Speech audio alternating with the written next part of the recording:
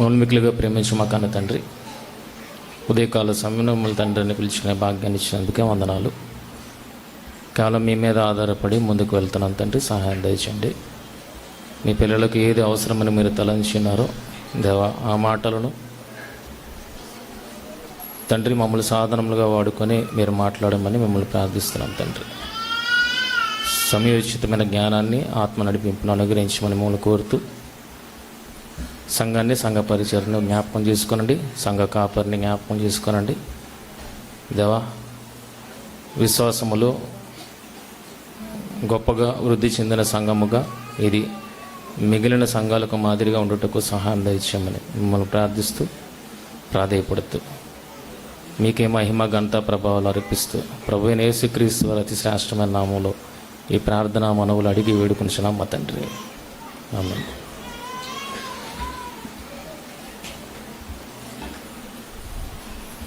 మొదటిగా దేవుడిచ్చిన గొప్ప తరుణాన్ని బట్టి దేవాదేవునికి మన ప్రభు రక్షకుడైన యేసుక్రీస్తు అతి శ్రేష్టమైన నామంలో కృతజ్ఞతాస్తుతులు, అలాగే కూడి వచ్చిన మీ అందరికీ కూడా ప్రభు పేటన వందనాలు తెలియజేస్తున్నాను.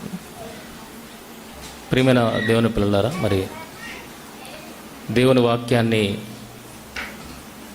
ప్రభు దినాన్న వినడానికి మనం ఇక్కడ చేరి ఉన్నాము కనుక శ్రద్ధతో మరి కొన్ని మాటలను వినాలని ఆశపడుతున్నాను. ఈరోజు క్రైస్తవ్యానికి పునాది ఏంటి అనేది చూడగలిగితే మృతుల సమాధి పునరుద్ధానం. ఆ మృతుల సమాధి పునరుద్ధానం అనేది లేకపోతే క్రైస్తవ్యానికి అర్థమే లేదు. కనుక మన విశ్వాసాన్ని దేని మీద కట్టుకుంటున్నామంటే దాని మీద కట్టుకుంటున్నాం. నిజమేనా? మనందరము దాని మీదే బేసి ముందుకెళ్తున్నావా?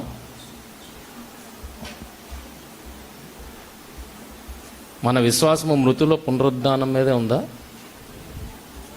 మరి మృతుల పునరుద్ధానం మీదే మన విశ్వాసాన్ని కట్టుకుంటే ఈరోజు ప్రభు వచ్చే నాటికి ప్రభు అంటున్న మాట ఒకసారి ఆలోచించగలిగితే ఏమని అంటున్నాడు ఆయన? భూమి మీద విశ్వాసము కనుగొనడా. కట్టుకున్నది దేని మీద? మృతుల పునరుద్ధానం మీద. అదే కదా విశ్వాసం. మరి దాని మీదే మనం అందరం కట్టుకుంటే ప్రభువు ఏం మాట్లాడాలి? అమ్మ, విశ్వాసం ఉంచిన మీరందరూ ధన్యులను మాట్లాడాలి, కానీ విశ్వాసము కనుగొనున అంటున్నాడంటే మనం దేని మీద కట్టుకుంటున్నాం ఒక్కసారి ఆలోచించండి ప్రియమైన వాళ్ళారా. ఆ జాబితాలో మనం కూడా ఉండొచ్చు. ఈరోజు ఇదే ప్రథమంగా నేను ఎంచుకొని వాక్యాన్ని ముందుకు తీసుకొని వెళ్తున్నాను. విశ్వాసం అనేది ఏ పునాది మీద ఉండాలంటే మృతుల పునరుద్ధానం మీదే ఉండాలి. అక్కడే మనం నిలబడాలి. కానీ మనం అందరం మన విశ్వాసాన్ని ఎక్కడ పెడుతున్నాం? కరెక్ట్గా ప్రభు వచ్చే టైంకి పిండి విద్యను సిద్ధం పరిచాడు అని దేవుడు అంటున్నప్పుడు పిలుపుని పిలవగా అనేక మంది ఎక్కడ ఆగిపోయారన్నది చూడగలిగితే లోకాసువార్త 14వ అధ్యాయము 16 నుండి 20 వచనాలు చూడండి. లోకాసువార్త 14వ అధ్యాయము 16 నుండి 20 వచనాలు. ఆయన అతనితో ఇట్లనెను, ఒక మనుషుడు గొప్ప విందు చేయించి అనేకులను పిలిచెను. విందు కాలమందు అతడు ఇప్పుడు సిద్ధమై ఉన్నది రండని పిలువబడిన వారితో చెప్పుటకు తన దాసుని పంపెను. అయితే వారందరూ ఏక మనస్సుతో నెపములు చెప్పసాగిరి. ఏమని నెపములు చెప్పారంట? మొదటివాడు, నేను ఒక పొలము కొని ఉన్నాను, అవశ్యముగా వెళ్ళి దాన్ని చూడవలను, నన్ను క్షమింపమని వేడుకొనుచున్నాను. మరి ఒకడు, నేను 5 జతల ఎడ్లను కొని ఉన్నాను, వాటిని పరీక్షింప వెళ్ళుచున్నాను, నన్ను క్షమింపవలని వేడుకొనుచున్నాను. మరి ఒకడు, నేను ఒక స్త్రీని వివాహము చేసుకున్నాను, అందుచేత నేను రాలేనను. ఏంటి? విందు కొరకు అందరూ సిద్ధపడుతున్నారు, అంతేనా? ఈరోజు విశ్వాసం కలిగి ఉన్నది దేనికి? ప్రభు రెండో రాకడ కొరకే కదా. ప్రభు రెండో రాకడ కొరకు ఎవరైతే కనిపెడుతున్నారో వాళ్ళకి ద్వారం తీయబడుతుంది పెళ్లి విందుకి. వారితో ప్రభుతో పాటు మనం అందరం వెళ్తాం అన్నది రైట్ అయితే గనక ఆ పెండ్లి విందుకి మనం అందరం సిద్ధపడుతుంటే, మన విశ్వాసం నిజంగా పునరుద్ధానం మీదే కట్టుకుంటే, మనం విందుకు పిలిస్తే వెళ్ళాలా వద్దా? వెళ్ళాలి. కానీ వెళ్ళకుండా నెపములు చెబుతున్నాం అంటే మన విశ్వాసం ఎక్కడితో ఆగిపోయింది? మన విశ్వాసం ఎక్కడితో ఆగిపోయింది? లేనంత వరకు ప్రభువును గోజాడుతాం, మన అవసరత తీరనంత వరకు ప్రభువుని గోజాడుతాం. ప్రభు ఏదైనా చేయగలడని, సమర్థుడని నమ్ముతాం. ఆ అవసరం తీరిన తర్వాత ప్రభువుని ఎక్కడో వదిలేస్తాం. ఎక్కడుంటుంది మనంతా? మన అవసరాల మీదే ఉంటుంది. బిడ్డ లేడు అని గోజాడుతారు ఎన్నో సంవత్సరాలు. బిడ్డ వచ్చిన తర్వాత ఎక్కడికి వెళ్ళిపోద్ది మనసు? బిడ్డ ఇచ్చిన ప్రభువు దగ్గరికి వెళ్ళదు. ఎక్కడ ఆగిపోద్ది? బిడ్డ దగ్గర ఆగిపోద్ది. నువ్వే కదా ఇచ్చావు అంటారు మళ్ళా. నువ్వే కదా ఇచ్చావు, మరి చూసుకునే బాధ్యత నాది కదా అని అంటావు. అంటే ఈరోజు అనేక మంది చివరి వరకు చేరకపోవడానికి గల కారణం ఏంటంటే, మన విశ్వాసం దేని మీద కొట్టుకోవట్లేదు? మృతుల పునరుద్ధానం మీద కొట్టుకోవట్లేదు. ఇదే ఈరోజు మన ప్రధాన అంశముగా మనం ముందుకి వెళ్తున్నాం. ప్రియమైన వాళ్ళారా, విశ్వాసం అనేది వెనక్కి తిరిగేది కాదు. విశ్వాసం అనేది వెనక్కి తిరిగి చూసుకునేది కాదు. విశ్వాసం అంటే ముందుకు సాగిపోయేది, ఆగిపోయేది కాదు, సాగిపోయేది. రోమపత్రిక 1వ అధ్యాయము 17వ వచనం చూడండి. 16-17 వచనాలు. రోమపత్రిక 1వ అధ్యాయం 16-17 వచనాలు. సువార్తను గూర్చి నేను సిగ్గుపడువాడను కాను, ఏలనగా నమ్ము ప్రతి వానికి, మొదటి యూదునికి గ్రీసు దేశస్థునికి కూడా అది రక్షణ కలుగజేయుటకు దేవుని శక్తి అయి ఉన్నది. ఎందుకనినా నీతిమంతుడు విశ్వాస మూలముగా జీవించినని వ్రాయబడిన ప్రకారము విశ్వాస మూలముగా అంతకంతకు విశ్వాసము కలుగునట్లు. విశ్వాస మూలముగా అంతకంతకు విశ్వాసం పైకి వెళ్తుందా కానీ కిందకు వస్తుందా? కొనసాగుతూనే ఉంది, ఆగిపోలేదు, వెనక్కి తిరగను లేదు. మరి మనది ఎలాంటి విశ్వాసం? ఎలాంటి విశ్వాసం? ఆ విశ్వాసానికి ఏది పునాది? సువార్త. ఆ సువార్తను గురించి నేను సిగ్గుపడివాడను కాను, ఎలానగా నమ్ము ప్రతివానికి, యూదునికి గ్రీసు దేశస్తునికి కూడా రక్షణ కలుగు చేయటానికి దేవుని శక్తి అయినది. ఎందుకనైనా నీతిమంతుడు విశ్వాస మూలముగా జీవించిన వ్రాయబడిన ప్రకారము విశ్వాస మూలముగా అంతకంతకు విశ్వాసము కలుగునట్లు దేవుని నీతి దాని అందు బయలుపరచబడుచున్నది. దేవుని నీతి అనేది మీరు చూడాలి అంటే ఎందులో కనబడుతుంది? విశ్వాసంలో కనబడుతుంది. విశ్వాసంలో కనబడుతుంది. ఇదే సువార్త ఈ విశ్వాసానికి ప్రారంభకుడైన ఎవరు? ప్రారంభకుడు ఎవరండి? మనందరూ అబ్రహాం పిల్లలమేనా? అబ్రహాం పిల్లలమేనా? పితరుడు అబ్రహాముకి ఇదే సువార్త ప్రకటింపబడింది. ఇదే సువార్త. ఏంటి ఇదే సువార్త? ఈరోజు ఈ సువార్తకి మనం ఎలా లోబడుతున్నాము? మనందరికీ మాదిరిగా మూలపురుషుడిగా, విశ్వాసానికి మూలపురుషుడిగా ఉన్న అబ్రహాము ఏ రకంగా లోబడ్డాడు అనేది మనం అర్థం చేసుకోగలిగితే నిజానికి మన అబ్రహాము పిల్లలు అవునో కాదో తెలిసిపోద్ది. ఈరోజు అందుకనే కొద్దిగా అబ్రహాం గారి జీవితంలోనికి తొంగి చూడడానికి మనం ప్రయత్నం చేద్దాం. అందరికీ తెలుసు కదా అబ్రహాం గారి కోసం? తెలుసా? ఏం తెలుసు చెప్పండి, 2 మాటలు చెప్పండి. ఏం తెలుసు? ఎలాగా? దేవుని మాటకు లోబడ్డాడు. ఇంకా ఇంకా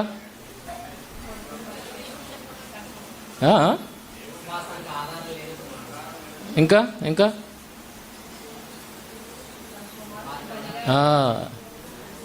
కుమారుణ్ణి బలిగా అర్పించాడు. ఈ పాయింట్స్ దగ్గరే మనం ఆగిపోయాం. ఈ పాయింట్స్ కన్నా ముందుకి ఈరోజు మనం వెళ్ళడానికి ప్రయత్నం చేద్దాం. అబ్రహాం విశ్వాసం ఎలాగ తేల్చబడింది? అబ్రహాం అంత గొప్ప విశ్వాసి అన్నది ఆ విషయం ఎలా బయలుపడింది? కుమారుణ్ణి ఇచ్చేస్తే బయలుపడిపోద్దా? ఆలోచించండి. కుమారుణ్ణి ఇచ్చేస్తే బయలుపడిపోద్దా? లేదు. ఎలా ప్రూవ్ అయిందన్నది ఈరోజు మనం తెలుసుకోబోతున్నాం ప్రియమైన వాళ్ళ. ఈరోజు అబ్రహాము విశ్వాసాన్ని తెలుసుకుంటే ఈరోజు మన విశ్వాసం ఎక్కడుందో, మనం ఎక్కడ ఆగిపోయామో, ఎంతగా మనం దాన్ని కొనసాగించాలన్నది మనకి అర్థమవుతుంది. అయితే ఇదే సువార్త అబ్రహాము గారికి ప్రకటింపబడింది అని గలతీ పత్రిక 3వ అధ్యాయము, గలతీ పత్రిక 3వ అధ్యాయము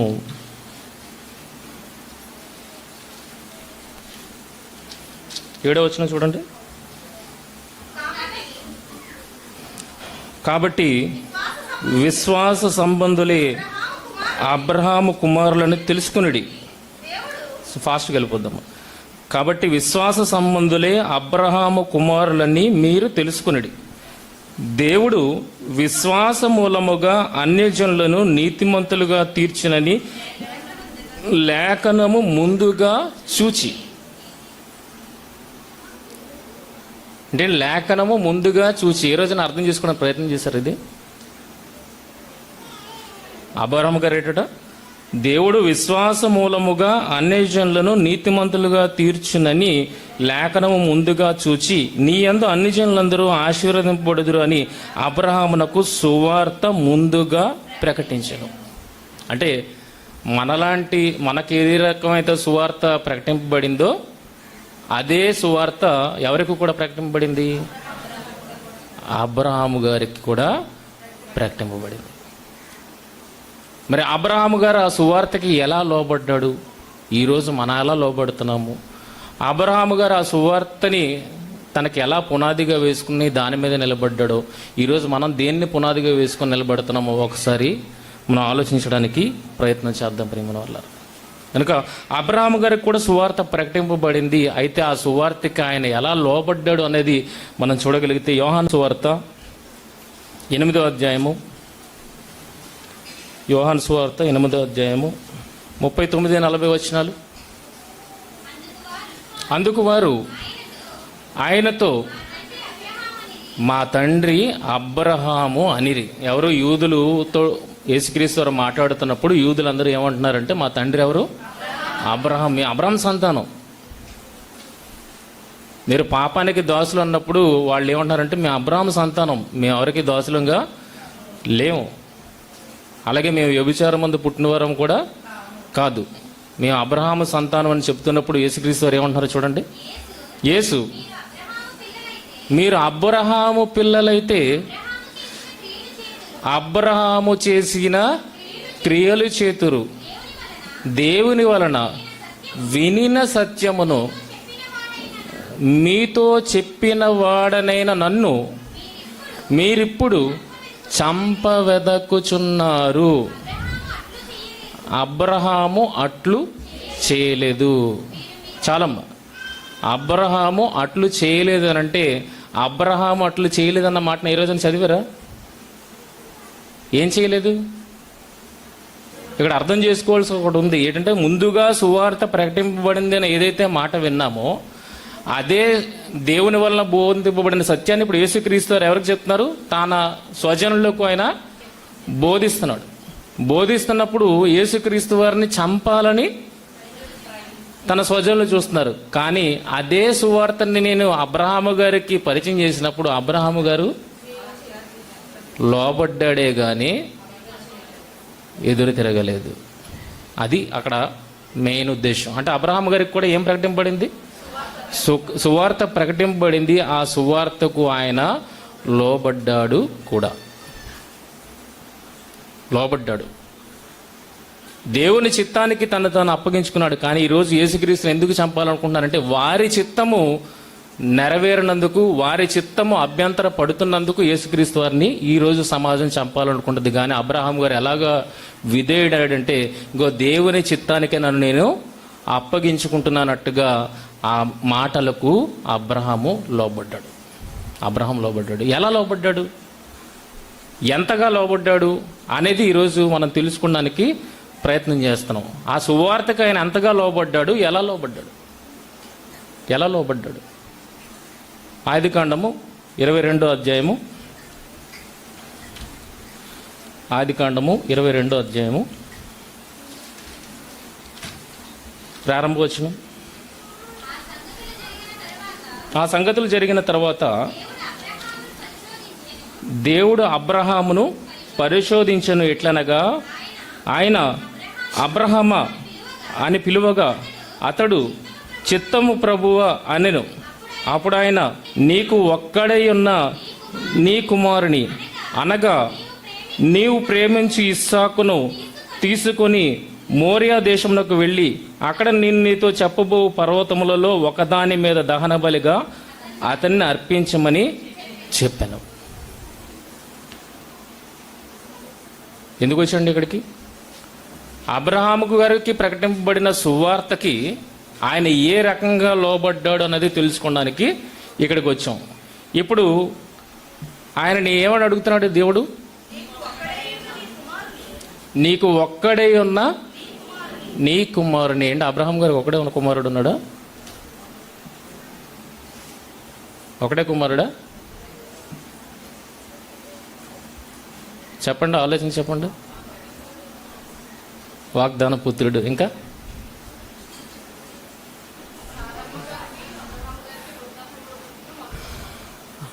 ఆ అబ్రహాం గారికి షారాకి పుట్టిన కుమారుడు ఒక్కడే ఉన్న కుమారుడు మీనింగ్ కావాలా? అంటే వాళ్ళిద్దరికి ఒక్కడే పుట్టాడానా దాని అర్థం? ఇస్సాకు వల్ల అన్నది నీ సంతానం. ఓకే, ఇంకా అప్పటికి ఇష్మాయిల్ ఉన్నాడు కదా. కానీ దేవుడు ఇలాంటి మాటని ఉపయోగించడం వెనక ఆంతర్యం ఉన్నది. మనకు కనబడుతుంది ఇద్దరు పిల్లలు, ఇష్మాయిలు, ఇస్సాకు. కానీ దేవుడు ఇక్కడ ఏమంటున్నాడు? ఓ నీకు ఒక్కడే ఉన్న నీ కుమారుని అనగా నీవు ప్రేమించి ఇస్సాకును తీసుకుని మోరియా దేశంలోకి వెళ్ళి అక్కడ నేను నీతో చెప్పబో పర్వతములలో ఒక దాని మీద దహన బలిగా అతనిని అర్పించమని చెప్పాను.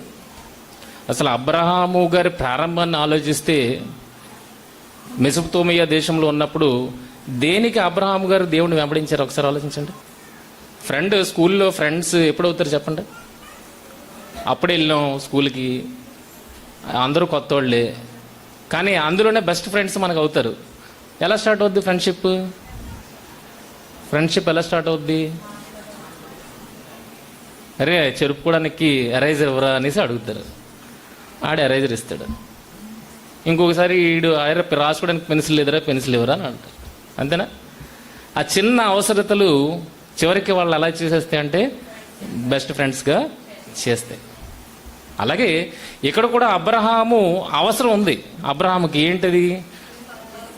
డెస్పరేట్గా ఆయన ఏం చేస్తాడంటే పిల్లల కోసం ఆలోచిస్తున్నాడు, తీక్షణంగా పిల్లల కోసం ఆలోచిస్తున్నాడు. ఈలోగా దేవుడు మాట వినబడింది. ఏమని వినబడింది? నిన్ను గొప్ప జనముగా చేస్తాననగానే అబ్రహాముకి ఇంకా కళ్ళు చెదిరిపోయి, ఇప్పటి వరకు ఇలాంటి వాగ్దానం ఎవరు ఇవ్వలేదు, ఈయన నెరవేరుస్తానంటున్నాడని ఆయన జర్నీ ఎవరితో స్టార్ట్ చేశాడు? దేవునితో స్టార్ట్ చేశాడు. మనందరి జర్నీ ఇలాగే ఉంటుంది. మనందరి జర్నీ కూడా అబ్రహాం గారిలాగే. ఆయన మనలాంటి మనిషే కదా. కనుక మన జర్నీ కూడా క్రీస్తుతో ఎలా స్టార్ట్ అయిందంటే ఏదో చిన్న అవసరత ఉంటుంది. ఆ అవసరత ప్రభువా ఇది నెరవేరిస్తే నేను నీతో పాటు ఉంటాను, వెంబడిస్తానన్నది. యాకోబు గారి విషయం మనందరికీ తెలిసింది. ఆయన సిరియా దేశానికి వెళ్తున్నప్పుడు, దేవా నాకు బట్టకి తిండికి లోటు చేయకుండా ఉంటే నేను నిన్ను కొలుస్తాను అని అన్నట్టుగా అక్కడ మీనింగ్ వచ్చేటట్టుగా ఉన్నది. కనుక ప్రతి ఒక్కరి జర్నీ దేవుడితోటి అవసరాల నెరవేర్పు కొరకే సాగుతుంది. అలాగే అప్పటికే అబ్రహాం గారికి ఏంటి అవసరత అంటే పిల్లలు లేరు. పెళ్ళై చాలా కాలం అయింది కానీ పిల్లలు లేరు. అలా పిల్లల కోసమని ప్రారంభించిన జర్నీ తుదకి ఏమైంది? ఇస్సాకుని ఇచ్చాడు కదా దేవుడు. ఇప్పుడు అదే ఇస్సాకుని ఇచ్చేయమంటున్నాడు.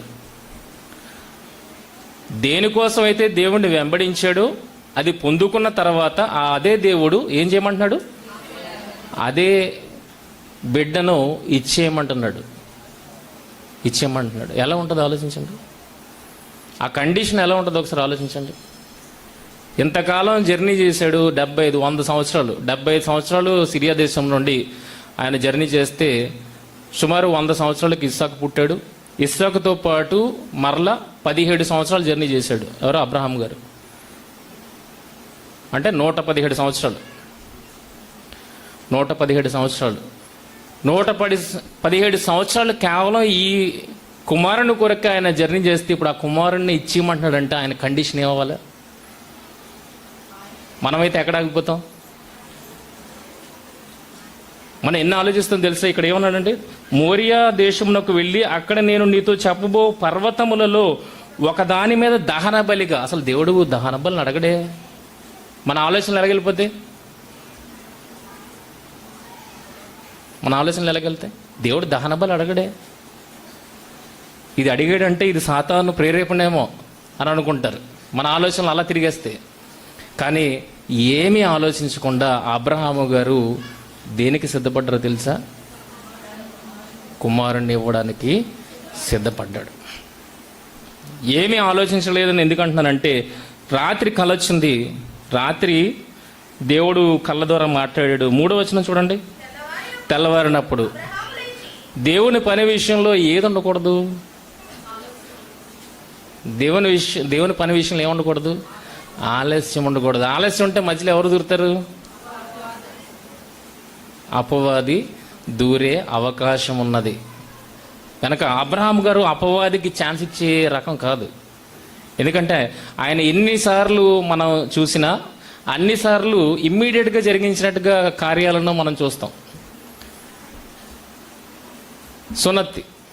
సున్నతి చేయమని ఇష్మాయిల్కి, నీ ముందున్న పరివారానికి సున్నతి చేయమని చెప్పినప్పుడు 17వ అధ్యాయము చూడండి, 23వ వచనం. 17వ అధ్యాయం 23వ వచనం. అప్పుడు అబ్రహాము తన కుమారుడైన ఇష్మాయిలును, తన ఇంట పుట్టిన వారందరినీ, తన వెండితో కొనబడిన వారందరినీ, అబ్రహాము ఇంటి మనుషుల్లో ప్రతి వారిని పట్టుకొని దేవుడు తనతో చెప్పిన ప్రకారము ఆ దినమందే, బాగా నోట్ చేసుకోండి, ఏ దినమందు? చెప్పిన దినమందే. అంటే ఎంత ఫాస్ట్ యాక్టింగ్ ఒకసారి ఆలోచించండి. అబ్రహాము దేవుడు మాటకి ఎంత విధేయుడు అవుతున్నాడో, ఎంత ఫాస్ట్గా రెస్పాండ్ అవుతున్నాడో అనేది ఇక్కడ మనకి అర్థమవుతుంది. సున్నతి చేయమని అదే రోజు మాట్లాడాడు. సర్లే పోస్ట్పోన్ చేద్దామని అనలేదు. ఆ దినమందే ఇమ్మీడియట్గా ఎంతమంది ఉన్నారో అంతమందికి ఆయన సున్నతి చేసేసాడు. మరొక సందర్భాన్ని మీరు చూడగలిగితే 21వ అధ్యాయము 14వ వచనం. కాబట్టి తెల్లవారినప్పుడు, అంటే రాత్రి ఏం జరిగింది? రాత్రి అంటే ముందు రోజు ఏం జరిగింది? ముందు రోజు ఇస్సాకు పాలు విడిచాడని చెప్పి గొప్ప విందు అబ్రహాం చేశాడు. అబ్రహాం చేసినప్పుడు ఇస్సాకుని పరిహాసం ఆడుతున్నాడు. ఎవరు? ఇష్మాయేలు. అప్పుడు ఈ దాసి కుమారుడు నా కుమారుడితో పాటు వారసుడు కాడు, వీడిని పంపివేయమని అన్నప్పుడు దేవుడు కూడా దానికి సరే అని అంటాడు, పంపించేయమంటాడు. పంపించేయమనగానే ఆలోచించాడా? దుఃఖం లేదా? ఇష్మాయిల్ అంటే దుఃఖం లేదా? అబ్రహాం ఇష్మాయిల్ని బట్టి చూడు ఏమంటున్నాడు. వెళ్ళగొట్టుము. 10వ వచనం. ఈ దాసి కుమారుడు నా కుమారుడిని ఇస్సాకుతో వారసుడి ఉండడని అబ్రహాముతో అనెను. అతని కుమారుని బట్టి ఆ మాట అబ్రహామునకు మిక్కిలి దుఃఖము కలుగజేసును. అయితే దేవుడు ఈ చిన్నవాణిని బట్టి, వారిని దాసిని బట్టి నీవు దుఃఖపడవద్దు, సారా నీతో చెప్పిన ప్రతి విషయంలో ఆమె మాట వినుము, ఇస్సాకు వలన అయినదే నీ సంతానం అనబడు. ఆయనను ఈ దాసి కుమారుడును నీ సంతానమే గనుక అతనితో కూడా ఒక జనముగా చేసేదని అబ్రహాం చెప్పాను. కాబట్టి తెల్లవారినప్పుడు ఇమ్మీడియట్గా సున్నతి అదే దినాన్న చేశాడు. పంపమన్నాడు, నెక్స్ట్ డే ఏం చేశాడు? పంపేశాడు. ఇస్సాకును బలిగా ఇమ్మన్నప్పుడు రాత్రి కలలో మాట్లాడితే దేవుడు ఉదయాన్నే ఏం చేశాడు? దాన్ని అమల్లోనికి తెచ్చేశాడు. అంటే ఎంత ఫాస్ట్ యాక్టింగో ఒకసారి ఆలోచించండి. దేవుడి మాటలకు ఎంత చక్కగా అబ్రహాము లోబడుతున్నాడు అన్నది మనకు కావాలి. అది మన విశ్వాసానికి అదొక తొలిమెట్టు లాంటిది. ఏది? లోబడ్డం అనేది. ఎంత ఫాస్ట్గా నువ్వు రెస్పాండ్ అవుతున్నావు దేవుడి మాటలకి. అది లేకపోతే మధ్యలో ఎవరు దూరుతారు? అపవాది దూరే అవకాశము ఉన్నది. అందుకే ఆ విషయాన్ని అబ్రహాం ఎవరితోనే చెప్పలేదు. ఒక గాడిదని తీసుకొని వెళ్ళాడు, 2 పనివారిని తీసుకొని వెళ్ళాడు, కట్టెలు తానే కొట్టాడు. ఎవరిని? ఏ కట్టెలవి? తన కుమారుని బలిగా ఇవ్వాల్సిన కట్టెలు తానే కొట్టాడు, చీల్చాడు, ప్రయాణం వెళ్ళాడు. కరెక్ట్గా ప్రాంతం వచ్చిన దగ్గర పనివారిని పక్కన పెట్టేశాడు, గాడిదను కూడా పక్కన పెట్టేశాడు, కుమారుడితో వెళ్తాడు. అంటే ఇంకొకళ్ళకి గ్యాప్ ఇవ్వలేదు దూరడానికి. ఇస్సాకు అడిగాడు, ఏమని? కట్టెలున్నాయి, నిప్పు ఉన్నది, కానీ దహన బలికి గొర్రెపిల్లి లేదు అన్నప్పుడు దేవుడే చూసుకున్నాను అన్నమాట. అదే పనివారి పక్కన ఉంటే ఏమని అంటారు? అదే పనివారితో చెప్పుకుని ఉంటే ఏమై ఉండదు? ఇస్సాకుని కాదు, పక్కన గాడిద ఉంటే గాడిదని బలిచ్చేయమని చెప్పేసేవారు. కానీ మధ్యలో ఎవరి ఇంటర్ఫీరెన్సు ఉండకూడదు. దేవుడి మాట చెప్పాడు అన్నప్పుడు మనుషులు ఆలోచన మధ్యలో పెట్టకూడదు. అది అబ్రహాంకి ఇష్టం లేదు. అందుకే వాళ్ళందరినీ పక్కన పెట్టాడు, వీళ్ళిద్దరు మాత్రమే నడుచుకొని వెళ్ళారు. ప్రియమైన వాళ్ళారా, ఇదంతా ఎందుకు చెప్తున్నానంటే, ఏ పిల్లాడి కోసం అయితే దేవుణ్ణి వెంబడించాడో అదే పిల్లాడిని ఇమ్మంటున్నాడు అన్నప్పుడు ఆయన ఏ రకంగా ఆలోచించాలి? అక్కడ అబ్రహాము గారి విశ్వాసం అనేది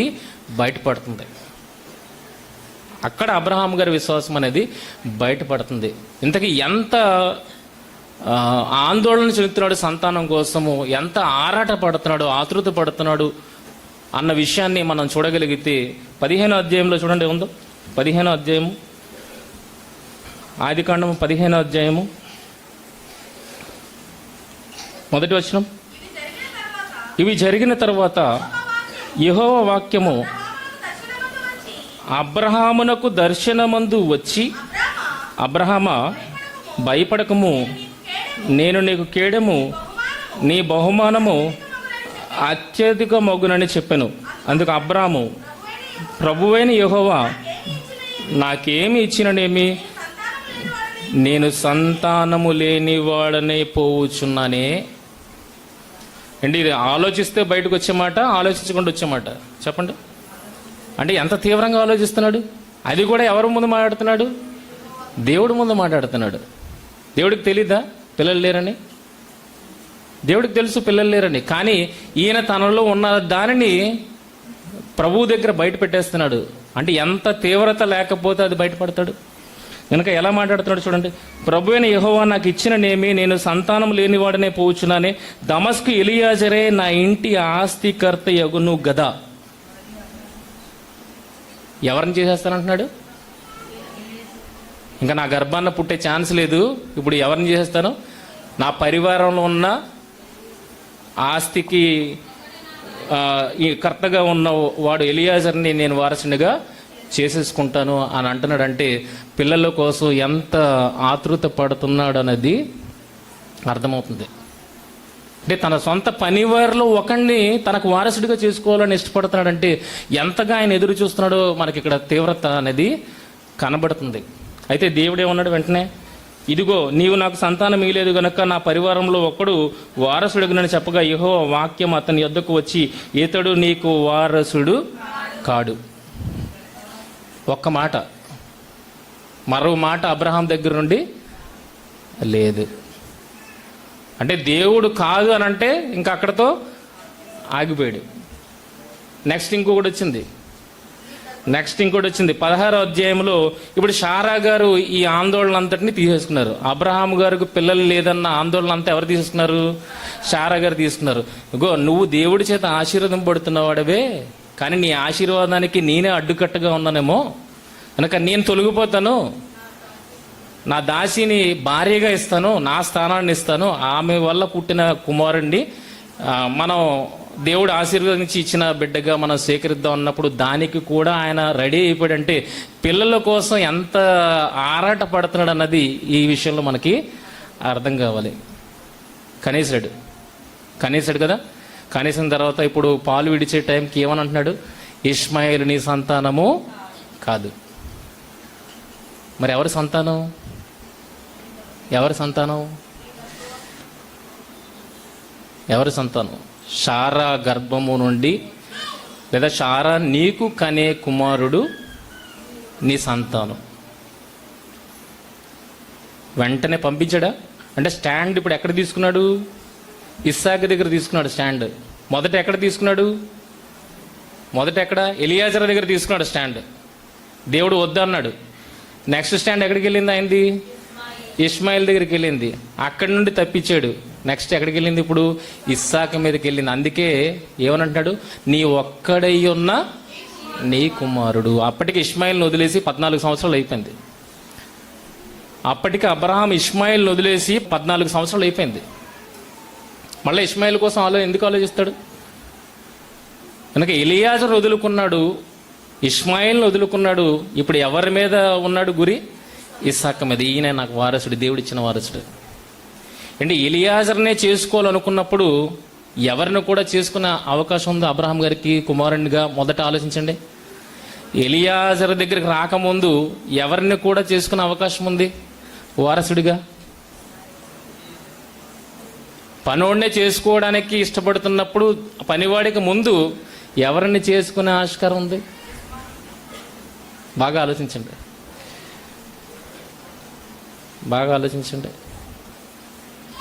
లోతు కనబడలేదా? లోతు అంటే పరివారంలో ఒకడు, రక్త సంబంధి కానే కాడు, కానీ అలాంటి పరివారంలో ఒకడిని వారసుడిగా చేసుకోవాలనుకున్నప్పుడు అదే లోతుంటే లోతుని వారసుడిగా నిలబెట్టేవాడే కదా. ఇప్పుడు చూడండి, ఇప్పుడు మీకు ఈ మాట మీకు ఆలోచింపజేస్తుంది. ఆదికాండము 13వ అధ్యాయము 14వ వచనం. లోతు అబ్రహామును విడిచిపోయిన తర్వాత యెహోవా, ఇదిగో నీ కన్నులెత్తి నీవు ఉన్న చోట నుండి ఉత్తరపు తట్టు, దక్షిణపు తట్టు, తూర్పు తట్టు, పడమర తట్టు చూడుము. అంటే లోతు విడిచిపోయిన తర్వాత ఇమ్మీడియట్గా దేవుడు అబ్రహాముకు ప్రత్యక్షమే మాట్లాడాల్సిన అవసరం ఏంటి?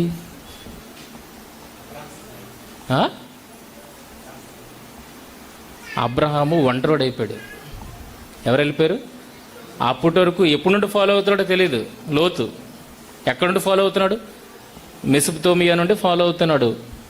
ఇప్పుడు అబ్రహాంకి సుమారు 75 సంవత్సరాలు వచ్చినప్పుడు లోతు ఏమో వచ్చి ఆయన్ని విడిచి వెళ్ళిపోయాడు. అంటే ఎన్నాళ్ళ బంధం? అంటే అన్నేళ్ల బంధంలో ఆయన ఫాలో అవుతున్నాడు అన్నప్పుడు ఇక్కడ గొడవలు ఏమొచ్చి వాళ్ళ మధ్య రాలేదు. ఎవరి మధ్యన వచ్చి? పశువుల కాపర్ల మధ్యన వచ్చి వాళ్ళ మధ్య ఏ డిస్టర్బెన్స్ లేదు. అలాంటిది ఒక ఎలియాజర్ని వారసుడిగా చేయాలనుకున్నప్పుడు లోతుని వారసుడిగా చేయాలనుకోడా? బలంగా అనుకుని ఉంటాడు. చెప్తాను, ముందుకెళ్ళినప్పటికీ అది ఓపెన్ అవుతుంది. బలంగా అనుకుని ఉంటాడు, కానీ లోతు ఆ రకంగా దూరం అయ్యాడు. మరలా అవకాశం వచ్చింది. ఎప్పుడు? సొదొమ మీదకి యుద్ధానికి వెళ్ళినప్పుడు మళ్ళా అవకాశం వచ్చింది. లోతుని దక్కించుకున్నాడు. అప్పుడు సొదొమరాజు ఏమడిగాడు? ప్రజలను నాకు ఇచ్చి ఆస్తి నువ్వే తీసుకో అన్నాడు. అంటే ప్రజలను ఎవరెవరు అన్నాడు? సొదొమరాజు వదలనన్నాడు. ఇప్పుడు ఈ ఆలోచనతో ఇప్పుడు 15వ అధ్యాయంలో చదవండి. ఇప్పుడు యుద్ధం జరిగింది, లోతుని విడిపించాడు. సొదొమరాజు జనాలు నాకు ఇచ్చి ఆస్తి నువ్వే తీసుకో అన్నాడు. తర్వాత 15వ అధ్యాయంలో ఇక్కడ అబ్రహాం గారు దేనికోసం భయపడుతున్నట్టుగా ఉంది చూడండి. ఇది జరిగిన తర్వాత యెహోవా వాక్యం అబ్రహామునకు దర్శనందు వచ్చి, అబ్రహామా భయపడకుము. దేని కొరకు భయపడుతున్నాడు ఈయన? ఆ రాజులు ఎవరన్నా వచ్చి నేను చంపేస్తారనా? లేదు, తెగించి వెళ్ళాడు. దేవుడు విజయాన్ని ఇచ్చాడు. ఆయన భయపడాల్సిన అవసరత లేదు. మరి దేనికోసం భయపడుతున్నాడు? వారసుడు లేకుండా పోతానేమోనని. లోతు వెళ్ళిపోయాడు. ఇప్పుడు నాకు మిగిలింది ఎవరు? ఎలియాజర్ మిగిలాడు. అంటే లోతుంటే చూడండి, అబ్రహాము ఆలోచనలు. లోతుంటే లోతును వారసుడిగా చేసేది, కానీ లోతు దూరం అయిపోయాడు. ఇప్పుడు దగ్గర తెచ్చుకుందామన్నా అది సాధ్యమయ్యే పని కాదు. ఇప్పుడు ఎలియాజర్ ఉన్నాడు నెక్స్ట్. అంటే మొదట ఆయన స్టాండ్ ఎక్కడ ఉంది? లోతు మీద ఉంది. తర్వాత స్టాండ్ ఎక్కడికి వచ్చింది? ఎలియాజర్ మీదకి వచ్చింది. తర్వాత ఎక్కడికి వచ్చింది? ఇష్మాయిల్ మీదకి వచ్చింది. ఇప్పుడు ఫైనల్గా ఎక్కడుంది? ఇస్సాకు మీద ఉందండి. ఇది మీకు బాగా అర్థమైతే ఇక్కడ నుండే సువార్త మీకు క్లియర్గా అర్థమవుతుంది. ఇప్పుడు యోహాను సువార్త 1వ అధ్యాయము 12వ వచనానికి వెళ్ళండి ఒకసారి. యోహాను సువార్త 1వ అధ్యాయం 12వ వచనం. తన్ను ఎందరూ అంగీకరించిరో వారికందరికీ, అనగా తన నామమునందు విశ్వాసం ఉంచు వారికి దేవుని పిల్లలగుటకు ఆయన అధికారము అనుగ్రహించను. తర్వాత విశ్వాసము వలన పుట్టిన వారు ఎలా పుట్టారట? దేవుని వల్ల పుట్టిన వారే గాని రక్తము వలనైనను, శరీరేచ్ఛ వలనైనను, మానుషేచ్ఛ వలనైనను పుట్టినవారు కారు. అండి, విశ్వాసం వల్ల పుట్టినవారు దేవుని వల్ల పుట్టినవారు. వారు ఎలా పుట్టినవారు కారు? రక్తమును బట్టి. ఇష్మాయేలు రక్తాన్ని బట్టి ఏమవుతాడు? ఇష్మాయేలు రక్తాన్ని బట్టి సంతానం అవుతాడు కదా, ఆ సంతానం వద్దన్నాడు దేవుడు. శరీరేచ్ఛను బట్టి సంతానం అన్నాడు. లోతు శరీరేచ్ఛను బట్టి నావాడే అన్నది లోతు విషయంలో ఆయనకు ఉంటుంది కనుక శరీరేచ్ఛను బట్టి లోతుని వద్దన్నాడు. మానుషేచ్ఛ, ఎవరెలా పోయినా వారసుడు అయితే ఉండాలి, చచ్చిపోయేలోగా నీకు వారసుడు ఉండాలి, ఇది మనుషుడేచ్ఛ. కనుక ఎలియాజర్ని ఏర్పరచుకుంటాను. లోకం అంటుంది వారసుడు లేకుండా పోతున్నాను, నేను ఎలియాజర్ని ఏర్పరచుకుంటాను నాకు వారసుడిగా, ఇది మనుష్యేచ్ఛ. ఇది కూడా వద్దు. ఎక్కడ నిలబడమన్నాడు? ఎక్కడైతే విశ్వాసానికి ఆధారము లేదు, ఎక్కడైతే విశ్వాసానికి ఆధారము లేదో అక్కడ నించోమన్నాడు. ఆ నించున్న వాళ్ళే ఎవరు? దేవుని పిల్లలు. ఇప్పుడు ఇస్సాకును వాగ్దానం చేసినప్పటికీ వీళ్ళ పరిస్థితి ఏంటి? ఇప్పుడు ఇంకో పెళ్లి చేసుకుంటాను అన్న దగ్గర ఆప్షన్ ఉంది, అక్కడ విశ్వాసం లేదు. ఎలియాజర్ని చేసుకుంటాను అన్న దగ్గర మనుషేచ్ఛ ఉంది కానీ విశ్వాసం లేదు. లోతు దగ్గర నాకు దగ్గర బంధువు గనక నేను చేసుకుంటానంటే విశ్వాసం లేదు. కానీ ఎక్కడ విశ్వాసము అవసరం? ఇప్పుడు వీళ్ళ మృతతుల్యులు అయిపోయిన తర్వాత కూడా దేవుడు ఏమంటున్నాడు? మీకు బలాన్ని ఇస్తాను, మీరు పిల్లల్ని కంటారంటే ఆశ కూడా లేదు అన్నప్పుడు ఎవరైతే పుడతారో వాళ్ళు ఎవరి బిడ్డలు? దేవుని బిడ్డలు. కనుక ఈరోజు మనం దేవుని బిడ్డలు ఎప్పుడవుతామో తెలుసా? అసలు ఎటువంటి ఆశ లేదు మనకి, బ్రతకడానికి స్కోపే లేదు అన్నప్పుడు దేవా నువ్వే దిక్కు అని మనం ఎప్పుడైతే అనుకుంటామో అక్కడ మనది స్టార్ట్ అవుతుంది. అన్నీ ఉండి దేవుడి దగ్గరకు వచ్చేయడం వల్ల పెద్ద విషయం ఉంది. అప్పుడు దేవుడు అర్థం కాడు. ఏమీ లేనప్పుడు దేవుని దగ్గరికి వస్తే దేవుడు అప్పుడు అర్థమవుతాడు. ఎలా దేవుడు అర్థమయ్యాడు అబ్రహాం గారికి ఒకసారి చూడండి. రోమపత్రిక 4వ అధ్యాయము 17వ వచనం నుండి. రోమపత్రిక 4వ అధ్యాయం 17వ వచనం నుండి. తాను విశ్వసించిన దేవుని ఎదుట, ఎలా విశ్వసించాడు ఒక్కసారి చూడండి. తాను విశ్వసించిన దేవుని ఎదుట, ఈరోజు మనం ఎలా విశ్వసించాం? అబ్రహాము లాంటి విశ్వాసం మనకుందా? లేదా ఆప్షన్స్ మీద బతికేస్తున్నావా? ఆప్షన్స్ మీద బ్రతుకుతున్నాము అని అంటే మనకు విశ్వాసం లేనట్టే. ఆప్షన్స్ ఏవి లేవు అన్నప్పుడు మనం దేని మీద ఖచ్చితంగా ఆధారపడతాం? దేవుని మీద ఖచ్చితంగా ఆధారపడతాం. అంటే మనకు చర్చ్ ఉంది, మీటింగ్ పెట్టుకోవడానికి బయట పబ్లిక్ మీటింగ్ ప్లాన్ చేస్తున్నాం. వర్షం పడే కాలం, వర్షం పడితే ఏమనుకుంటాం? ఏముంది చర్చిలో పెట్టేసుకుందాం అనుకుంటాం. వర్షం పడకపోతే బయట టెంట్లో పెట్టేసుకుందాం, ఓపెన్ మీటింగ్ పెట్టేసుకుందాం. వర్షం పడితే చర్చిలో పెట్టేసుకుందాం. ఆప్షన్ ఉన్నది కనుక నువ్వు వెంటనే దేనికి షిఫ్ట్ అవుతున్నావు? బయట నుండి లోపలికి వచ్చేస్తున్నావు. ఆప్షన్ లేదన్నప్పుడు, నాకు ఇలాంటి బిల్డింగే లేదన్నప్పుడు నువ్వు దేని మీద ఆధారపడాలి? నేను బయటే మీటింగ్ పెడతాను, వర్షాన్ని ఎవరు ఆపుకుంటారు? చూసారా, ఇది విశ్వాసం అంటే. విశ్వాసం ఆప్షన్ ఉన్నప్పుడు విశ్వాసానికి వాల్యూ లేదు. ఆప్షన్ లేనప్పుడు విశ్వాసానికి వాల్యూ ఉంది. అలాంటప్పుడు పుట్టినవాడే ఇస్సాకు. అందుకే ఆయన ఒక్కదానొక్క కుమారుడు, వాగ్దాన పుత్రుడు. అది ఇక్కడ మాట్లాడుతున్నాడు చూడండి. ఎక్కడికి వచ్చాం? రోమపత్రిక 4వ అధ్యాయం 17వ వచనం. తాను విశ్వసించిన దేవుని ఎదుట. ఎలా విశ్వసించాడు ఒకసారి ఆలోచించండి. మృతులను సజీవులుగా చేయవాడు. ఈ విషయం ఎలా అర్థమైంది అబ్రహాం గారికి? మృతులను సజీవులుగా చేయవాడు అన్న విషయం ఎలా అర్థమైంది అబ్రహాం గారికి? ఎలా అర్థం ఏంటది? కిందకి వెళ్తే మనకే అర్థమైపోతుంది. ఓకేనా? మృతులను సజీవులుగా చేయవాడు, లేని వాటిని ఉన్నట్టుగా పిలిచేవాడు. ఇది ఎలాగ అర్థమైంది? లేని వాటిని ఉన్నట్టుగానే పిలిచేవాడు, ఇది ఎలాగ అర్థమైంది? చూడండి, అలాంటి దేవుని ఎదుట అతడు మనందరికీ తండ్రి అయి ఉన్నాడు. ఆయన విశ్వాసం ఏంటి చూడండి, మృతులను సజీవులుగా చేయవాడు, లేని వాటిని ఉన్నట్టుగానే పిలిచేవాడు. మొదట ఆప్షన్స్ మీద ఆధారపడ్డాడు అబ్రహాము, చివరికి ఎక్కడ ఆధారపడడం ప్రారంభించాడు? విశ్వాసం మీద ఆధారపడడం ప్రారంభించాడు. అవన్నీ వద్దన్నాడు, వదిలేసుకున్నాడు. అబ్రహాం వెంటనే వదిలేసుకున్నాడు. గో, ఇస్సాకు వల్ల అయినదే నీ సంతానం అనబడిన అన్నాడు. అక్కడే స్టాండ్ తీసుకున్నాడు. కనుక ఇస్సాకును బలిచ్చిమన్నప్పుడు మళ్ళీ వెనక్కి తిరగలేదు. వదిలిపెట్టిన వారిని ఎవరినో ఒకరిని చూస్ చేసుకుందామని వెనక్కి వెళ్ళలేదు. అలాగని ఇంకొకటిని ఇస్తాడని ముందుకు వెళ్ళలేదు. ఎక్కడ ఆగిపోయాడు? ఇస్సాకును కాకపోతే ఇంకొకరిని ఇస్తాడని ముందుకు వెళ్ళలేదు. ఇస్సాకును కాకపోతే ముందు వదిలేశాను కదా, ఇష్మాయిల్ని వదిలేశాను, ఎలియాజర్ని వదిలేశాను, లోతుని వదిలేశాను, వాళ్ళ దగ్గరికి వెళ్ళలేదు. విశ్వాసం ఎక్కడి నుంచి ఉంది? స్ట్రాంగ్గా ఎక్కడి నుంచి ఉంది? అక్కడ ఆ పాయింట్ దగ్గర నుంచి ఉంది. కానీ మృతులలో నుండి ఖచ్చితంగా నేను నా కుమారుణ్ణి పొందుకుంటాను. ఆయన విశ్వాసం ఏంటి? మొదట మృతులను సజీవులుగా చేయవాడు, లేని వాటిని ఉన్నట్టుగా పిలిచేవాడు అన్నది ఆయన విశ్వాసం యొక్క స్టాండ్. ఆ స్టాండ్ మీద నించున్నాడు తప్పితే వెనక్కి వెళ్ళలేదు. అలాగని ఇంకొకటి కూడా ఆలోచించలేదు, లేదా మనలాగా జరగలేదని దేవుణ్ణి దూషించను లేదు. ఎక్కడ ఆగిపోయాడు? ఇమ్మన్నాడా ఇచ్చేస్తాను, ఎందుకంటే ఆయనే మళ్ళీ మృతులను సజీవులుగా చేయగలుగుతాడు అన్న ఆ ఒక్క విశ్వాసం తప్పితే ఇంకొక ఆలోచన అబ్రహాం గారికి లేదు. ప్రియమైన వర్లరా, చూడండి కిందకి చదివితే మనకు అర్థం. ఇందును గూర్చి అతడు విశ్వాసమునకు బలహీనుడు కాక రమారమి 100 ఏండ్ల వయస్సు గలవాడే అప్పటికి తన శరీరము మృతతుల్యమైనట్టును శారా గర్భమును మృతతుల్యమైనట్టును. దేవుడు ఎలాంటి వాడని చెప్పాడు పైన? మృతులను సజీవులుగా చేయవాడు. ఈ పాయింట్ అని ఇప్పుడు అర్థమైంది అబ్రహాం గారికి. వీళ్ళ కండిషన్ ఏంటి?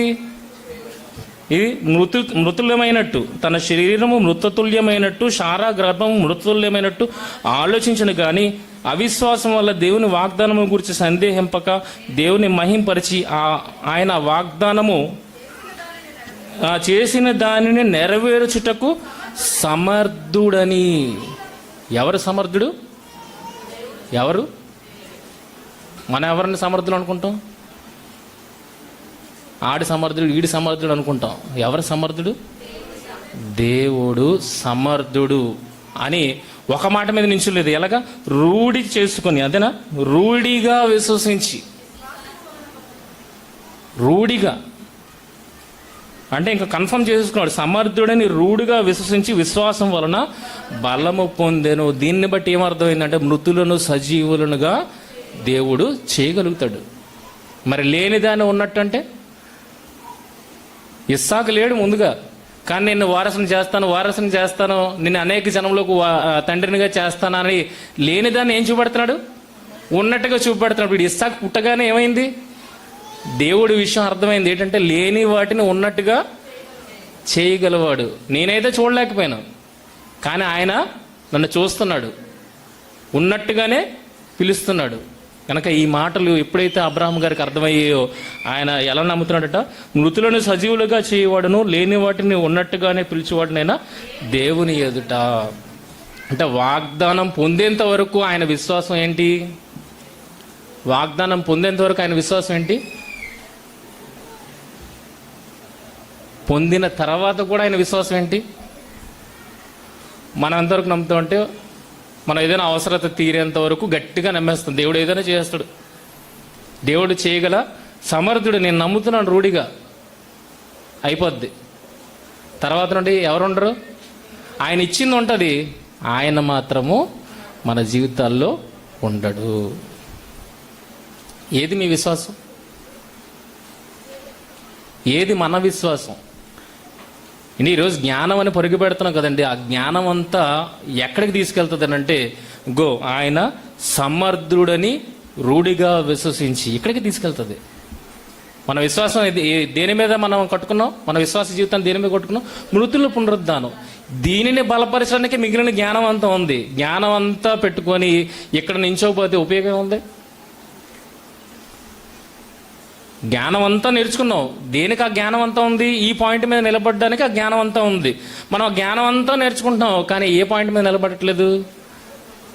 ఆయన సమర్థుడు అని రూఢిగా విశ్వసించి అబ్రహాం నిలబడినట్లుగా మనం అక్కడ నిలబడలేకపోతున్నాం.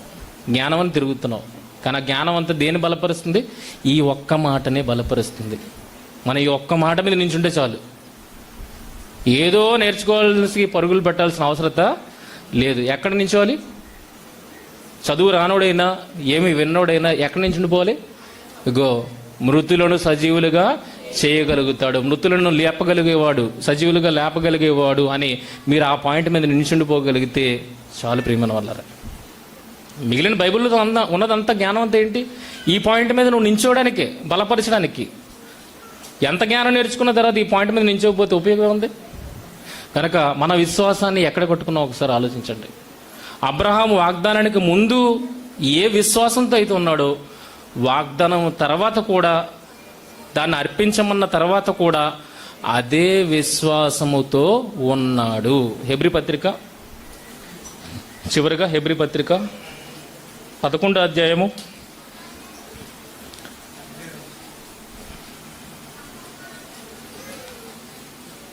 11-12 వచనాలు చూడండి. మొదట ఇందాక రామపత్రికలో చదువుకున్నదే మళ్ళీ చదువుతాం. విశ్వాసమును బట్టి శారాయు వాగ్దానం చేసిన వాడు నమ్మదగిన వాడని ఎంచుకొనడు గనక తాను వయస్సు గతించినదైనను గర్భము ధరించుటకు శక్తి పొందెను. అందుచేత మృతతుల్యుడైన ఆ యొక్కని నుండి సంఖ్యకు ఆకాశ నక్షత్రముల వలెను సముద్ర తీరమందలి లెక్కింప శక్యము కాని ఇసుక వలెను సంతానము కలిగెను. అబ్రహాము శోధింపబడి 17 వచనం నుండి, అబ్రహాము శోధింపబడి విశ్వాసమును బట్టి ఇస్సాకును బలిగా అర్పించెను. ఎవడు ఆ వాగ్దానములు సంతోషముతో అంగీకరించెను. ఉద్యోగం రానంత వరకు మనం ఏదైనా ఉద్యోగానికి వెళ్ళినప్పుడు ఉద్యోగానికి రానంత వరకు ఏం చేస్తాం? అంటే నేను అలా వచ్చేస్తానండి, ఇలా వచ్చేస్తానండి, అలా చేసేస్తానండి అంటాం. ఉద్యోగంలో చేరిన తర్వాత అది ఇస్తేనే కానీ చేయను అంటాం. అంటే అది ఇస్తేనే కానీ చేయను, నాకు టైం కుదిరితేనే కానీ చేయను. కానీ ఉద్యోగం మొదట చాలా సంపాదించాలన్న దీంతో ఉంటాం కదా, వెళ్ళి ఆడ ఏ విధన్నా ఒప్పేసుకుంటాం. ఆ మేనేజర్ ఏదన్నా ఒప్పేసుకుని ఇది చేస్తున్నాడు, అది చేస్తున్నా, నో ప్రాబ్లం అండి అనేసి జాయిన్ అయిన తర్వాత కొద్దిగా నీకు రిలాక్స్ దొరుకుతుంది. దొరికిన తర్వాత నాకు సెలవు లేకపోతే నేను చేయను, నాకు టైమింగ్స్ కుదరకపోతే నేను చేయను, నాకు సరైన జీతం లేకపోతే నేను చేయను. మరి మొదట కానీ అబ్రహాం గారి విషయంలో చూడగలిగితే ఎవడు ఆ వాగ్దానములు సంతోషముతో అంగీకరించిన, ఇంకా పొందలేదు కనుక సంతోషంతో అంగీకరించాడు. మళ్ళగా ఏమండి, ఉద్యోగం రాకముందు ఎలాంటి సంతోషం అయితే ఉంటుందో, వచ్చేస్తుందన్న ఆనందం ఎలాగైతే ఉంటుందో అలాగా ఎవడు ఆ వాగ్దానములు సంతోషముతో అంగీకరించినో ఇస్సాకు వలనైనది నీ సంతానం అనబడునని ఎవరితో చెప్పబడునో ఆ అబ్రహాము మృతులను సహితము లేపుటకు దేవుడు శక్తిమంతుడని ఎంచిన వాడే. ఎప్పుడిది? మొదట ఏ మాట చదువుకున్నావు? వాగ్దానం, ఇస్సాకును వాగ్దానంగా పొందకముందు ఏ మాట చదువుకున్నావు? వాళ్ళిద్దరూ మృతతుల్యులు అయిపోయినప్పటికీ దేవుడు మృతులను సజీవులుగా చేయవాడు, లేని వాటిని ఉన్నట్టుగా పిలిచేవాడని నమ్మారు. ఇప్పుడు ఇచ్చేమన్న తర్వాత కూడా ఏమని ఆలోచిస్తాడు అబ్రహాము? మృతులను సహితము లేపుటకు దేవుడు శక్తిమంతుడని ఎంచిన వాడే తన ఏక కుమారుని అర్పించి ఉపమాన రీతిగా అతను మృతుల నుండి మరలా పొందెను. ముందుగా వాగ్దానానికి ముందు కానీ వాగ్దానానికి తర్వాత కానీ అబ్రహాం విశ్వాసంలో చేంజ్ వచ్చిందా? చూడడానికి లేదండి అసలు. ఆయన దేవుడి మాటకి 100% లోబడేవాడు, విధేయత చూపించేవాడు, చెప్పిన వెంటనే చేసేవాడు. సున్నతి చేయమన్నాడు, చేసాడు. ఇష్మాయిల్ని పంపించమన్నాడు, పంపించేశాడు. ఎలియాజరు కాదన్నాడు, ఓకే వదిలేశాడు. ఇస్సాకుని బలిచ్చిమ్మన్నాడు, ఇచ్చేశాడు. ఎక్కడ నాగాడా? ఎందుకు ఆగలేదంటే ఆయన దేవుడి మీద ఆయనకున్న ప్రగాఢ విశ్వాసం. కానీ మనం ఆగుతున్నామంటే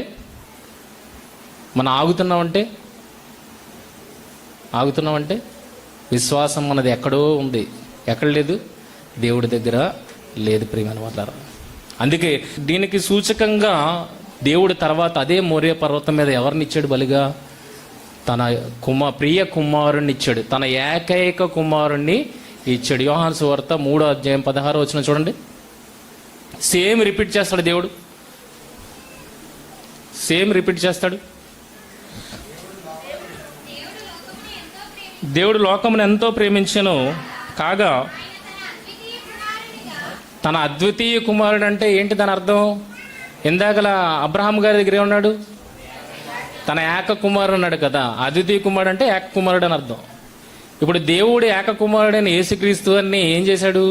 అదే మోరియా పర్వతం మీద శిలువ మీద శిలువ యాగము గావించాడు, మృతుల్లో నుండి తిరిగి లేపాడు. అబ్రహాము గారు ఆ రోజు విశ్వాసం లోపలే ఉందేమో, లోపలే ఉంది. ఏంటి? మృతులను సజీవులుగా బయటికి తీసుకొస్తాడని. కానీ తన కుమారుని ద్వారా ఏం చూపెట్టాడంటే, ఎవరు తన కుమారుడు? అబ్రహాం కుమారుడు ఎవరు? అబ్రహాం కుమారుడు ఎవరు? క్రీస్తు. చివరికి వచ్చినప్పటికి ఎవరు? అబ్రహాము లోపల ఉన్నది ఏంటది? మృతులను సైతము సజీవులుగా లేపగలవాడు అన్నది లోపల ఉంది. కానీ కుమారుని ద్వారా ఏం చేశాడు? ఆయన మృతుడే లేచిపోయాడు. అంటే ఏం చూపెట్టాడు? ఇప్పుడు బయటకు చూపించాడు విశ్వాసం ఏంటో ఏటో. అబ్రహాము లోపలే ఉంది, అది సమాజానికి అర్థం కాకపోవచ్చు. ఎందుకంటే కత్తెత్తాడు, లోపల ఉన్నది కత్తెత్తాడు, ఆపిమన్నాడు, మృతుల్లో పొందినట్టు పొందాడు. కానీ లోపల ఉన్నది బయటపడాలి. ఇప్పుడు ఏం చేశాడు? బయటపడడానికి తన కుమారుణ్ణే, అబ్రహాము కుమారుణ్ణే, అలాగనే దేవుడికి ప్రియమైన కుమారుణ్ణే ఏం చేశాడు? బలిగా అర్పించి మృతుల్లో ఆయన లేపి ఎవరికి ఆధారం కలుగు చేశాడు? ఎవరికి? అబ్రహాం మాటల మీద మీకు నమ్మకం లేకపోతే మీరు ఎవరిని చూడండి? క్రీస్తుని చూడండి. ఆయన లోపల ఉన్నది, లోపల ఉన్న దాన్ని నెరవేర్చి ఆయన ఫీల్ అయ్యాడు. మీరు ఫీల్ అవ్వడానికి ఇప్పుడు నా కుమారుణ్ణే నేను బలిగా ఇస్తున్నాను. ఆయన మృతుడు అయిపోయాడు, మరలా తిరిగి లేచాడు. ఇప్పుడు మీ విశ్వాసానికి ఆధారం ఏది? మీ విశ్వాసానికి ఆధారం ఏది? మృతులు ఎవరు మృతులు పునరుద్ధానం? యేసుక్రీస్తు మృతుల పునరుద్ధానం. ఇదే కదా సువార్త. మీ ఆధారం అదే కదా. ఇప్పుడు మీకు బట్టబయలైంది. అబ్రహాము లోపల ఉన్న విశ్వాసం ఇప్పుడు క్రియారూపకంగా బట్టబయలైంది. ఏంటంటే మృతుడు సజీవుడు అవుతాడు, అది చేయగలుగుతాడు దేవుడు అన్నప్పుడు ఇంకా ఏం సంకోచం ఆలోచించండి. దేని గురించి ఆలోచించండి అంటే ఎవరైనా లేపగలుగుతారా చచ్చిపోయినవాడిని? కానీ ఆయన లేపగలుగుతాడంటే ఆయన శక్తి సామర్థ్యాలు ఒకసారి ఆలోచించండి. ఆయన ఏదైనా చేయగల సమర్థుడు అన్నప్పుడు మనది ఏది కోల్పోతున్నా ఏమి బాధపడాలి? ఆలోచించండి. యోబు అన్నీ కోల్పోతున్నాడు, ఏమైనా బాధపడ్డా? దేవుని దూషించాడా? లేదు. చివరికి మళ్ళీ పొందుకున్నాడా? కనుక దేవుడు ఇచ్చాడు, దేవుడు తీసుకుంటాడు. ఇందులో ఏముంది? ఇచ్చినప్పుడు అనుభవించాం, తీసుకున్నప్పుడు ఓకే ఆయనది ఆయన తీసుకున్నాడు, హ్యాపీ. ఎందుకంటే ఇవ్వగల సమర్థుడు ఆయన. ఆ రకమైన విశ్వాసాన్ని కనపరిచారు గనుకనే వారు భక్తులుగా నిలిచారు. సహించిన వారిని ధన్యులని చెబుతున్నాము కదా అని అంటే ఈరోజు మనకి కూడా అలాంటి పరీక్ష సమాజంలో ఉన్నది. విశ్వాసం అనేది చాలా కష్టంతో కూడుకున్న పని. అంత ఈజీ, మాటతో చెప్పినంత ఈజీ కాదు. అండి అది మనకు నమ్మడానికి యేసుక్రీస్తు వారు దానికోసం ఏం చేశారు? బలియాగాన్ని చేశారు. ఆ మాట అర్థం కావడానికి బలియాగాన్ని చేశారు అన్నప్పుడు అది అంత ఆషామాషి కాదు. నిలబడ్డ సమాజం మధ్యలోనికి దూరి ఏం విశ్వాసం అనేది ఆడిని నమ్ముకో ఈయన నమ్ముకో అని చెప్తూ ఉంటుంది మధ్యలో. అటువంటి భయంకరమైన సమాజంలో మనం ఉన్నప్పుడు దీని మీద నించోడు అనేది చాలా కష్టం. కానీ దేవుడు హోప్ అయితే మనకి ఉంచాడు. ప్రియమైన వాళ్ళారా, హోప్ ఉంచాడు. ఏంటది? మీరు మీద మీరు నించోగలిగితే, అంత గుడ్డిగా మీరు నన్ను నమ్మగలిగితే మీ పట్ల ఏదైనా కార్యాన్ని నేను చేయగలుగుతాను. అబ్రహాము గారికి ప్రకటించిన సువార్త ఈరోజు మనకి కూడా ప్రకటింపబడుతుంది. మన రక్తాన్ని బట్టి ఆయనకు పిల్లలం కాదు, శరీరేచ్ఛను బట్టి పుట్టిన పిల్లలము కాదు, మనుష్యను బట్టి పుట్టిన పిల్లలము కాదు. అబ్రహాము ఎలాగైతే వాగ్దానాన్ని బట్టి కుమారుణ్ణి కలిగాడో ఈరోజు మనం కూడా ఆ వాగ్దానాన్ని బట్టి ఆయన పిల్లలము అయ్యాము. మనకి ఏ సంబంధం ఉంది చెప్పండి? యూదులకు గ్రీస్ దేశస్తులకు విశ్వాస మూలం అన్నాడు. మనం ఈరోజు ఎవరివి? గ్రీస్ దేశస్తులు లెక్క మనం, అంటే అన్నిలమే కదా, అన్నిలమే. కానీ ఆయన పిల్లలం ఎలాగయ్యాం? విశ్వాసాన్ని బట్టి. ఏ విశ్వాసాన్ని బట్టి పిల్లలు అవుతాం అంటే అబ్రహాము కలిగి ఉన్నటువంటి విశ్వాసాన్ని కలిగి ఉంటేనే మనం ఆయన బిడ్డలం అవుతాం తప్పితే ఇంకా ఏది మీరు చెప్పుకున్నా అది విశ్వాసం కానే కాదు. కనుక మీ విశ్వాసము ముందుకు సాగేదే కానీ ఆగిపోయేది కానీ వెనక్కి చూసేది కానీ ఉండకూడదు. అది విశ్వాసం అనిపించుకోదు. అబ్రహాం ముందుకే వెళ్ళాడు, ఆగిపోలేదు, వెనక్కి తిరిగి చూడలేదు. కనుక అటువంటి విశ్వాసాన్ని మీరు కలిగి ఉండాలి. ఇదే మనకి పునాది, క్రైస్తవ్యానికి ఇదే మనకి పునాది. వేరే దాని మీద పునాది వేసుకున్నారంటే మీరు ఎప్పుడో ఒక రోజు జీవితంలో పడిపోతారు, అది డ్యామ్ షూర్. అది అబ్రహాం గారు ఇస్సాకు మీద పెట్టుకున్నారు అనుకోండి, ఇస్సాకు పోయాడు కనుక ఏం పోద్ది? విశ్వాసం పోద్ది. కానీ విశ్వాసం ఆయన ఎక్కడ ఉంచాడు?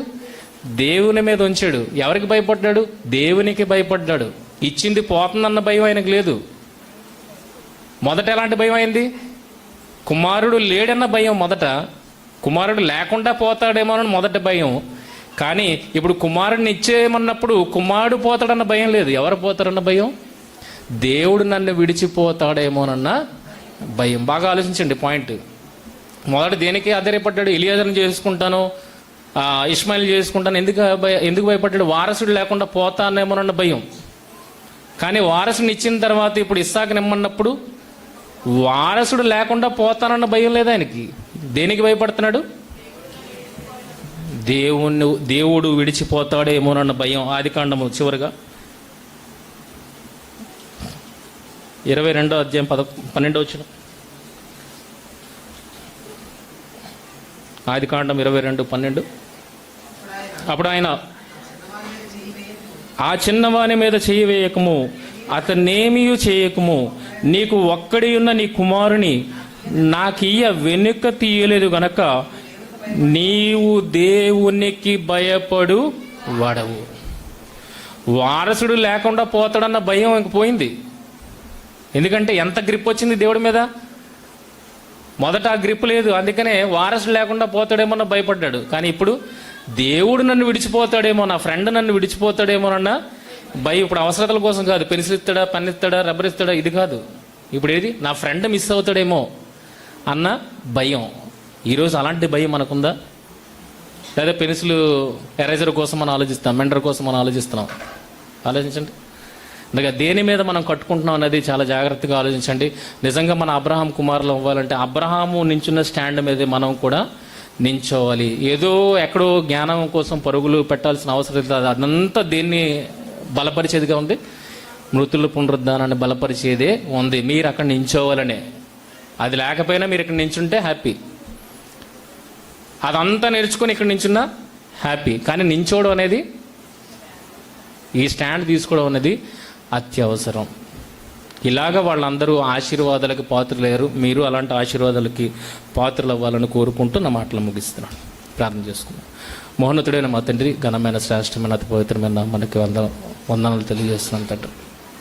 మీ పిల్లలతో మీరు మాట్లాడి ఉన్నారని మేము నమ్ముతున్నాం తండ్రి. ఏదైతే మేము అర్థం చేసుకున్నామో అది మాలో ఫలించుటకు సహాయం అనుగ్రహించండి దేవా. ఇంకా అనేకమైన మాటలు తండ్రి ఈ పునాది మీద మేము కట్టబడ్డానికి మమ్మల్ని బలపరిచేవిగా ఉన్నాయి తండ్రి. వాటన్నింటినీ తెలుసుకుంటూ తండ్రి ఆనందిస్తూ దేవా ఈ పునాది మీద మమ్మల్ని మేము మీ కొరకు కట్టుకునేలాగున సహాయం దయచేయమని, ఈ చిన్న సంఘాన్ని దీవించి ఆశీర్వదించమని, సభ్యులందరినీ జ్ఞాపకం చేసుకున్నట్టు తండ్రి దేవా. అపవాది మధ్యలో జొరబడకుండా మీ ఆలోచన అనేది తెలిసిన వెంటనే తండ్రి దానిని నెరవేర్చుటకు అబ్రహాం వలె మేము సాధకం చేసేవారము ఉంటకు సహాయం దయచేయమని, మహిమ ఘనత ప్రభావాలు మీకు ఆరోపిస్తూ ప్రభు అయిన యేసుక్రీస్తు వారి అతి శ్రేష్టమైన నామంలో ఈ ప్రార్థన మనవులు అడిగి వేడుకుంటున్నాం మా తండ్రి. ఆమేన్.